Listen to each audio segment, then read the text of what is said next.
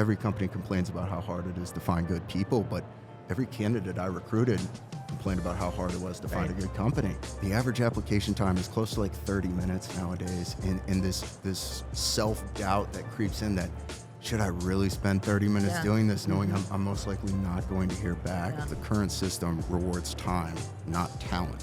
75% of resumes are never seen by a person. And so Match.com and eHarmony found ways to give users more context of who they're getting in bed with, pun intended. But unfortunately for our professional relationships, what people spend 80% of their adult life doing, most people are still taking flyers on words on a piece of paper. Just wildly, wildly inefficient.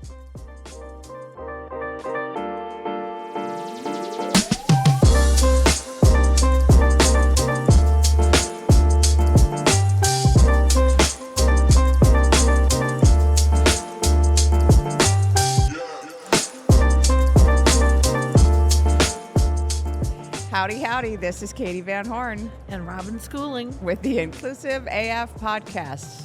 Part 3 of the HR Technology Recordings Extraordinaire from Las Vegas, Nevada, HR Tech 2025. We're in the HR Executive Studio, recording away.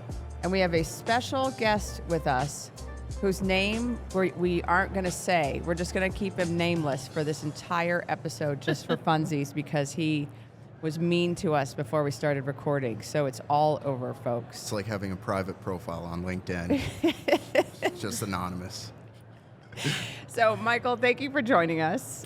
Would love for you to introduce yourself and share a little bit about the tech that you brought to share today. Yeah, so Michael Wenning here. Been in recruiting for over a decade now. Started out on the agency side. Kind of backstory, I got burned really bad by a recruiter when I was younger. The job was so miserable, it made me go back to school, which honestly I didn't think was possible.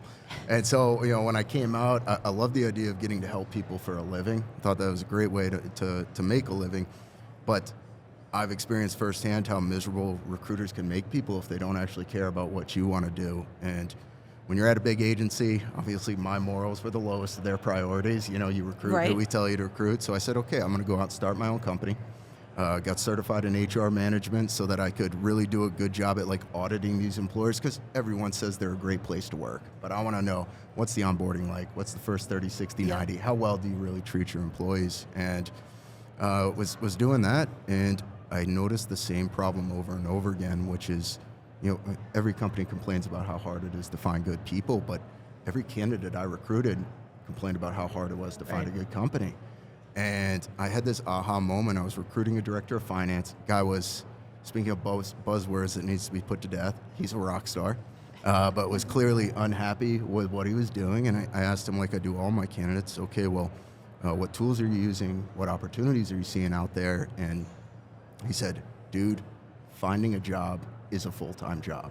I'm way too busy keeping my head above water here. I do not have time to go dig through job boards, so I just wait on recruiters like you to contact me.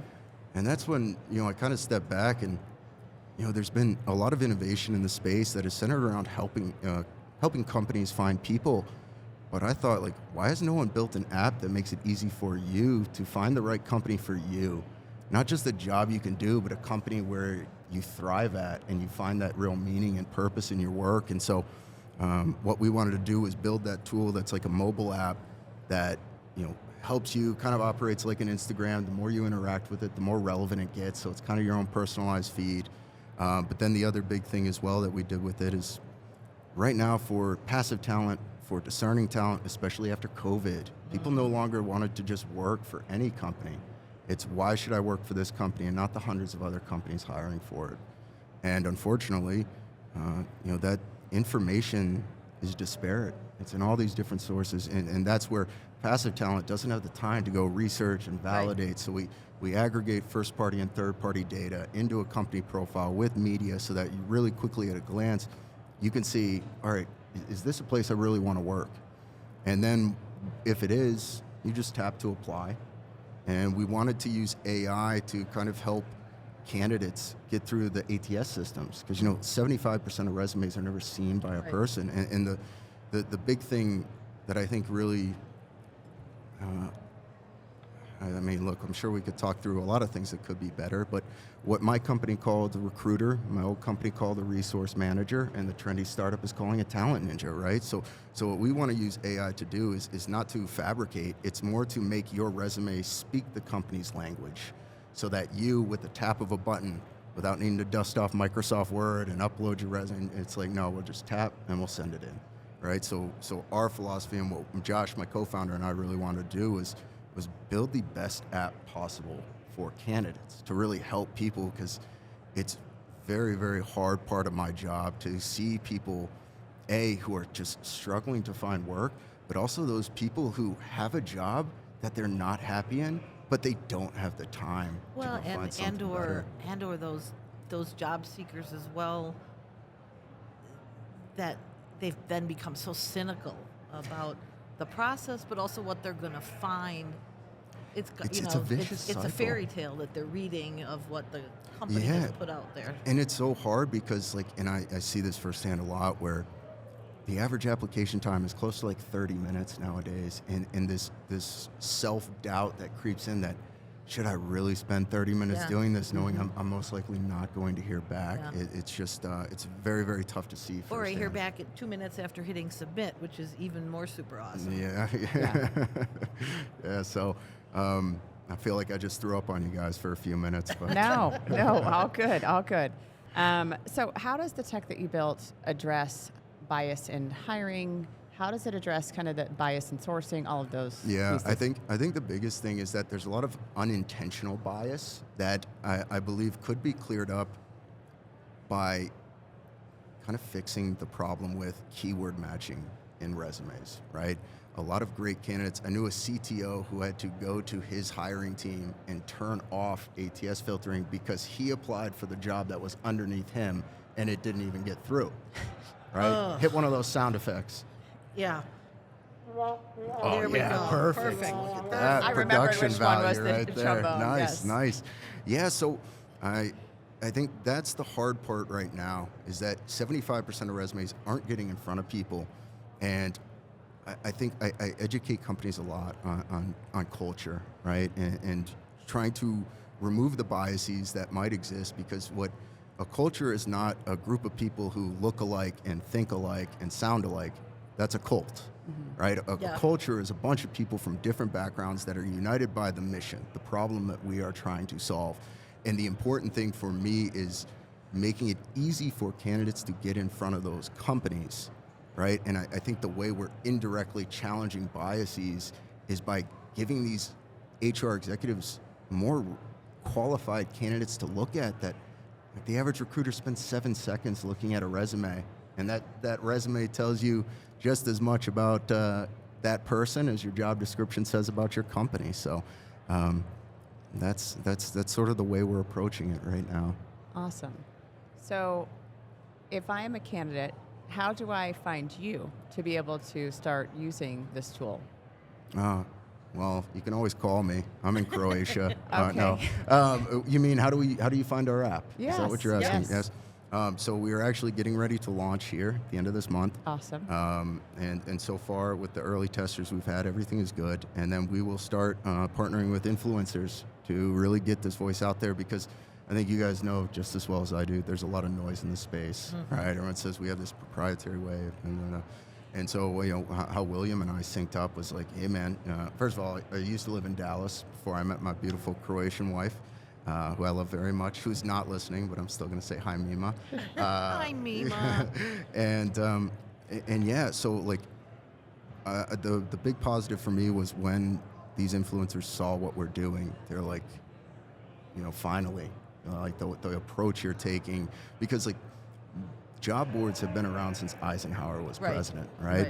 And not to date myself, but you remember back in the day, like, you know, people used to find dates based on classified ads. And I would go on there and say, look, everyone says I look like Antonio Banderas, and, you know, I'm 7 feet tall, whatever. And over the course of years, like 1 million people showed up at that cafe, and we're like, okay, that doesn't look at all like what you said you were. And so Match.com and eHarmony found ways to give users more context of who they're getting in bed with, pun intended. But unfortunately for our professional relationships, what people spend 80% of their adult life doing most people are still taking flyers on words on a piece of paper, just wildly, wildly inefficient. And so what we wanted to do is give these people more context of who's this company is, the employee experience, and also not just matching them based on keywords, but tell me about the type of company you want. What values, what perks do you want? Do you want a place that has on-site daycare or a pet-friendly office? Or maybe you're looking for a company that helps pay off your student loans, right? So really trying to get more, better at matching. So again, long-winded answer. We will be in the iOS App Store here at the end of this month, but we'll be using influencers to bring it to market. Michael, I'm going to ask this question a different way. What is the name of the app? Oh, I'm sorry. You haven't mentioned that yet. My bad. The app is called Passive. Awesome. Okay. Yes. Thank you. Yes. Yeah. Thank you for teeing that one up for me there. Clearly missed the fastball you threw right across the plate. Yeah, I think I was teasing you too much ahead of time, so I can understand. So you've talked about kind of the inspiration of why you built this app, but has there been a moment that you've kind of stepped back and said, yes, this is why we do this, or yes, this is, why this is going to work? Yeah, it's a really good question. Well, to start with, my first idea, I photoshopped a Tinder profile and I made it a company profile and kind of went down that path. And, throughout the time, I worked with a lot of passive candidates. So I just kind of said, look, here's what we're building, and getting their feedback. And the feedback's been great. I'm sorry for the language here, but one of the guys who's a director of business development for a software company here in the U.S., he said, this is the most productive thing I could do while I take a dump. Normally I'm browsing Instagram, I'm browsing Reddit, but here I'm able to just browse through and see, because for a lot of professionals, you wonder if the grass may be greener on the other side, Yeah. Right. but it's so hard for them to even see the grass because Right. they have to go through all these steps. So the big validation along the way has just been, I think another one, every HR influencer I've reached out to has said, I like this app. This is what we need, is more candidate focus, right? Yes. We have somehow gotten into this ecosystem where the inspiration and the innovation is around helping companies find people. But a company is just an amalgamation of people. Why don't we make it easier for people to find the company? Let's just try and approach it from a different way. So hearing the validation and candidates saying yo, this looks awesome is really, I think, the big one for us. Do you anticipate a particular industry or industries that this will work better for? Yeah, it's a good question. The big thing for us, because we're a small company, is we can't boil the ocean. Yeah. But the thing we've had to be very pragmatic about is that job hunting sucks for everyone. This Yeah. isn't specific to an industry, right? And so what we try to do, in the way we've engineered this, is to start really big. Yes, we go after tech and finance companies, those companies that are more likely to spend on R&D, on talent acquisition. But the great thing about that is that they also hire for HR. They also hire for Right. accounting and finance, Right. right? And so as we bring this to market, we have about 30 users right now that are going to be giving us constant feedback. And our goal really ultimately is to have this become the career tool you use to level up, right? And so what I mean by that is I hear it a lot. Hey, I want to get into this industry, but I need the experience to get the job, and I need the job to get the experience, right? And there's ways we can improve this process by using AI and machine learning on our end to say, okay, you want to be a network engineer. Well, right now you're about a 2 out of 5. But if you get your CCNP from Cisco Systems, you're a 4 out of 5. And now, oh, by the way, Cisco Systems, here's a nice warm lead for you of someone that is really trying to have this, right? And so using kind of the power of data to improve the experience for the job seeker, it's not only about helping you get your next job, it's really what we want to do is help you get where you want to go in your Yeah. career. And there's so many people out there that struggle with that, what's my next move? Yeah. Right? So we got a long product backlog, but we've got that's why Josh has been amazing, because I'm very we're going to change the world. This is You're how the we're going to do it. dreamer. We got this, right? And he's like, all right, dude, but we got to build an MVP first. And I'm like, oh, right. What's the most bare minimum we got to do to get out? Yes, absolutely. So who are you selling to? What are the companies? I know you said, tech, finance, et cetera, but who is the actual target market that you're focusing on? Our target market is actually B2C. So Okay. you know the app is free to use, but if you want that unlimited AI resume tailoring, it's $20 a month. And then what we've started doing as well is really trying to partner with ATSs. So we got a nice recruiter with a nice partnership with Smart Recruiters, which will also be Awesome. success factors. Had some good meetings here as well. And yeah, we'll be in your marketplace. We don't want to disrupt HR, right? We don't want you to learn a new system. We just want to be a sourcing CRM that you turn on, candidates come into your app, we're not disrupting your workflow. But our goal really is to become the go-to app for job seekers, right? And so that is our primary focus. And then the B2B stuff, this might not be well received here, but in my career, It's a safe space. yeah, okay, cool. No one can hear us. You know, You're fine. so early on when I was at the big agency, one of our clients wanted to be our client was State Street Global Bank. Okay. And my account manager had a really good friend who worked there, and for 3 years he tried to get us on their vendor list. And for 3 years they said, we only have 6 vendors. If one of them messes up, we'll let you know. And then one day they needed to hire a COBOL 2 developer, old IBM mainframe, Yeah. right? Like no one was still using it except one guy we knew in Rhode Island. And so guess what happened? The next day, State Street added a 7th vendor to their list, right? And so what my whole philosophy has been in this is if you build the app that talent goes to use, well then companies will know where to go to find that talent. Yeah. Awesome. So if your platform could talk directly to HR leaders, basically the audience here, the audience that's listening at home, the audience that's out there, millions of fans listening in right now, what would you want to say to HR leaders? It's hard. It's really hard to find great talent, and I would implore them to rethink the systems that they've put into place, because the current system rewards time, not talent. Like throughout the years, and I've seen it across my career, is that these barriers to entry are put up because we think it will lead to better talent. But the problem is better talent doesn't have time to jump through those barriers. So I would implore them to, yes, I understand it's hard. It's very, very hard. But we've got to embrace change, and I think everyone here can agree that the current system is not doing a great job. We're making the most of it. But yeah, I would say, look, it's tough, but it's always darkest before the dawn. Awesome. Well, and I think one of the challenges right this moment, as we're sitting here in September 2025, is, we're hitting this time where we seem to have more candidates, right, than jobs. And so whenever we hit that time, which we constantly do, right? It's cyclical. But we're in that moment right now, so we have far too many employers, because I've been part of these conversations that say, well, there's so many people out there, so this is maybe the time now we can bring in extra steps to weed people out, so they're bringing back in the crap that they got rid of when they realized candidates didn't want to put up with jumping through hoops. Now they're bringing it back in. Yeah, which makes no sense because and just create, like Microsoft, Google, Amazon, Netflix, their entire application process takes less than 2 minutes. Put in your name, your email address, attach your resume. Why? Because I'm not trying to put recruiters out of a job. Yeah. That's our job, is to screen these candidates, Right. right? And so I think if you look at the companies that are successful in finding great talent, you should emulate what they do. Yes. Yeah. So what is your one HR buzzword you wish we'd Oh, it's retire rock forever? star. It's rock Rockstar. star. Oh, And I I'm didn't just, even have to think. I'm just as guilty of it too. Okay. It's got to Like, die. is it HR rockstar or just rockstar generally?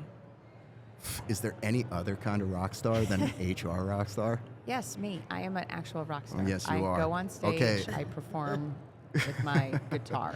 Yeah, no, guess. I guess maybe because I'm in the recruiting space, I hear that word every day. And it's Yep. like, man, there's got to be something better to call these Something folks else. than a rock star. Right. Okay. I like it. What is the unexpected thing that you have learned as you've been building this product? Wow, that's a really good question.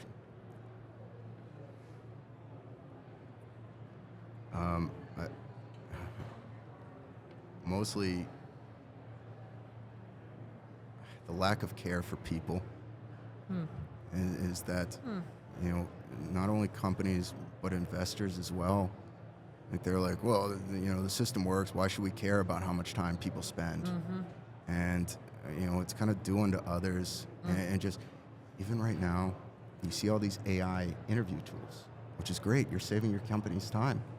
What about that candidate who has to spend 4 hours talking? It's like, I feel like we need to get back to the human in human resources.